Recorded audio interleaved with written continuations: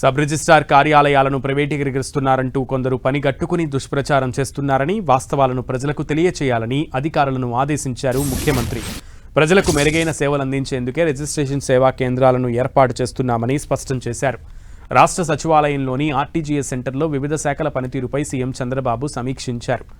ప్రజలకు మెరుగైన రిజిస్ట్రేషన్ సేవలు అందించేందుకు ప్రభుత్వం కృతనిశ్చయంతో ఉందన్నారు సీఎం.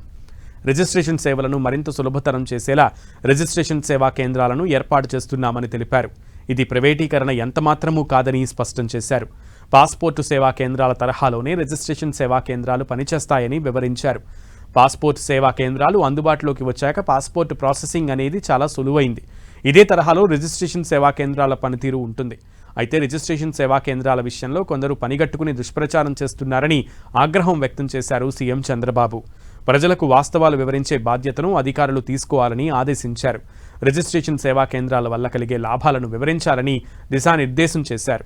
డాక్యుమెంట్ రైటర్లు ఆందోళన చెందాల్సిన అవసరం లేదన్న సీఎం, డాక్యుమెంట్ రైటర్ల ఉపాధికి ఇబ్బంది లేని విధంగా మార్గాలు చూపెడతామని భరోసా ఇచ్చారు ముఖ్యమంత్రి చంద్రబాబు. ఈ ఏడాది ఎల్నినో ప్రభావం కారణంగా ప్రస్తుతం 49% లోటు వర్షపాతం ఉంది. ఈ ప్రభావం నుంచి బయటపడేసే ప్రత్యామ్నాయ మార్గాలను అన్వేషించాలని సీఎం చంద్రబాబు సూచించారు. ఈ మేరకు రైతుల్లో అవగాహన కల్పించాలన్నారు.